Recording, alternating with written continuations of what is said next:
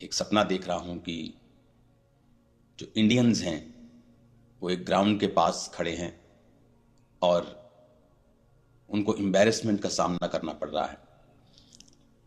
31 से पहले 31 के करीब मेरे को ये सपना आया था। मैंने आपको बताया भी था। ये 2024 में लास्ट में मेरे को सपना आया था, मेरे को इतना याद है अच्छी तरह से।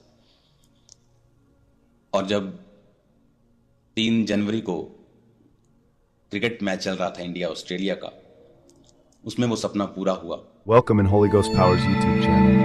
Hallelujah. हालेलुया। जिस तरह बाइबल में लिखा है आमोस की पुस्तक में कि परमेश्वर अपने दास और नबियों पर अपना मर्म प्रकट किए बिना इस धरती पर कुछ भी नहीं करता है, उसी तरह से परमेश्वर ने अपने दास अपोस्टलों को यूसुफ नबी को पहले ही बता दिया था कि ऑस्ट्रेलिया में इंडियंस के साथ क्या होने वाला है। परमेश्वर ने अपने दास को बताया था कि वो किस तरह की शर्मिंदगी को देखेंगे। तो आइए अब हम आपको उस वीडियो को दिखाते हैं जिसमें अपोस्टल जी ने भविष्यवाणी की थी और वो भविष्यवाणी किस तरह से पूरी हो गई है 3 तारीख को। आइए हम उस वीडियो को देखते हैं। अपने हाथों को उठाओ। सबसे पहले हम प्रार्थना करेंगे फिर से इंडियंस के लिए जो फॉरेन्स में रहते हैं। आपने वो दर्शन सुना था जो मैंने आपको बताया था। वो दर्शन नहीं था, वो सपना था। मैं कम सपने देखता हूं, मतलब रोज मेरे को सपना नहीं आता, लेकिन जब मेरे को सपना आता है वो बहुत ही क्लियर कट होता है। और ये ग्रेस कुछ सालों से मेरी लाइफ के ऊपर है। और मैंने आपको बताया था कि मैं एक सपना देख रहा हूं कि जो इंडियंस हैं वो एक ग्राउंड के पास खड़े हैं और उनको एम्बैरेसमेंट का सामना करना पड़ रहा है। 31 से पहले 31 के करीब मेरे को ये सपना आया था। मैंने आपको बताया भी था। ये 2024 में लास्ट में मेरे को सपना आया था, मेरे को इतना याद है अच्छी तरह से। और जब 3 जनवरी को क्रिकेट मैच चल रहा था इंडिया ऑस्ट्रेलिया का, उसमें वो सपना पूरा हुआ। किसी भी दूसरे देश के लोगों का टीम्स को क्रिटिसाइज करना, बू करना, ये एक आम बात है। लेकिन इतनी मास लेवल के ऊपर कि जिसकी न्यूज चैनल्स को न्यूज लगानी पड़ जाए, उस प्रोफेटिक वर्ड को मैं चाहता हूं आप देखें।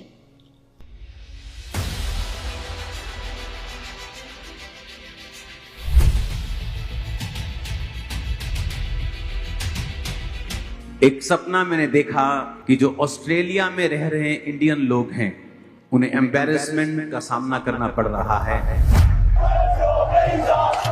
जैसे कि परमेश्वर के वचन आमोस की किताब 3 अध्याय उसकी 7 आयत में लिखा है, इसी प्रकार से प्रभु यहोवा अपने दास भविष्यद्वक्ताओं पर अपना मर्म यानी अपने भेद बिना प्रकट किए कुछ भी ना करेगा। अपने हाथों को उठाओ। एक सपना मैंने देखा सुबह, अपने हाथों को उठाओ, कि जो ऑस्ट्रेलिया में रह रहे इंडियन लोग हैं उन्हें एम्बैरेसमेंट का सामना करना पड़ रहा है किसी लॉ को तोड़ने के कारण। अपने हाथों को उठाओ उन सब इंडियंस लोगों के लिए। और प्रभु ने मुझे दिखाया कि उस समय मैं वहां पे मौजूद था और वहां पर एक प्लेन, एक काइट होती है ना, पतंग जिसे बोलते, वो उड़ रही थी वहां। और मैंने सोचा शायद ये इस काइट के पीछे हैं लोग, लेकिन वो काइट परमेश्वर ने मुझे दी और मेरे हाथों में दे दी। तो परमेश्वर ने मुझे दिखाया कि उसको, वो चर्च के हाथों में है वो चीज। अगर हम प्रार्थना करेंगे तो परमेश्वर दया करेगा। अपने हाथों को उठाएंगे। इसकी प्रार्थना मैं ऊंची आवाज में नहीं करूंगा। अपने हाथों को उठाएंगे सब भारतीयों के लिए जो ऑस्ट्रेलिया में रहते हैं।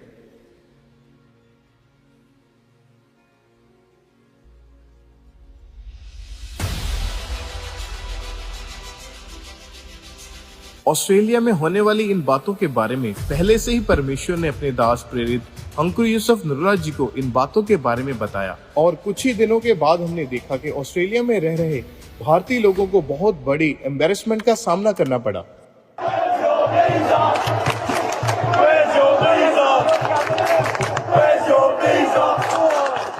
परमेश्वर पहले से ही चेतावनी देता है अपने दासों के द्वारा अपने लोगों को, ताकि हम परमेश्वर में बने रहें, विश्वास में बने रहें और प्रार्थना करते रहें ताकि हम सुरक्षित रहें। और आपने देखा अभी, लेकिन जो बात मैं आपको बताने वाला हूं, फ्यूचर में ये बहुत बड़े लेवल के ऊपर होगा।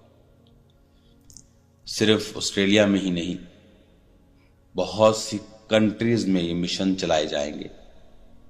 आने वाले समय में अंधेरा होगा, लोग सिक्योर फील नहीं करेंगे और इंटरनेट इसे और वर्स कर देगा और खराब कर देगा। जितना अंधेरा ज्यादा होगा उतना ही परमेश्वर का काम भी ज्यादा होगा, उतना परमेश्वर की नीड, जरूरत लोगों को महसूस होगी कि हाँ, परमेश्वर के बिना, चाहे वो फॉरेन कंट्री हो, चाहे वो कोई भी कंट्री हो, हम नहीं चल सकते हैं। चीजें एक्सट्रीम होंगी, लोग खुल के अपनी कट्टरता को जाहिर करेंगे, फाइनेंशियल हालत पतली होगी फ्यूचर में लोगों की, अमीरी जिनके पास है वो एक्सट्रीम लेवल पे चले जाएंगे, दुनिया को कंट्रोल करने लगेंगे। खाना कुछ ही कंपनियों के कंट्रोल में होगा। ये मैं बात आपको बताता आ रहा हूं, और हम चाहे उसका विरोध करें, कुछ भी करें, लेकिन ये होगा और वहीं से कंट्रोल होगा हर एक चीज का। तो आपको, आपकी जनरेशन को तैयार करना है आने वाले समय के लिए। जब हमें आने वाले समयों का मालूम होता है, हम उसी रीति से अपनी तैयारी को करते हैं, और हमें यह मालूम होता है कि परमेश्वर क्या कर रहा है। क्योंकि चर्च में जब आप किसी जीवित चर्च के साथ जुड़ते हैं, वो सिर्फ आपको वचन की शिक्षा ही नहीं बल्कि प्रोफेटिकली भी आपको बताता है। एक कलीसिया को शुरू में ही बताया जाता है कि आने वाले दिन, महीने और साल कैसे हैं और हमें किस तरह से अपनी तैयारी करनी है। अब वो टाइम नहीं है आप अपने बच्चों को घर में रख के चर्च में आए कि आपके बच्चे छोटे हैं। अब वो समय नहीं है आप अपने बुजुर्ग को घर में रख के आए। अब वो टाइम आज आ जाएगा कि आपको फुल फैमिली चर्च में आना होगा, ताकि आप फुल फैमिली ग्रेस में रहें, फुल फैमिली परमेश्वर में नजदीक रहें। हालेलुया। यदि आप क्रिश्चियनिटी से रिलेटेड वीडियोज़ को देखना पसंद करते हैं तो हमारे YouTube channel Holi ghost powers को सब्सक्राइब करें और बेल आइकन पर क्लिक करके ऑल नोटिफिकेशन सेट करें।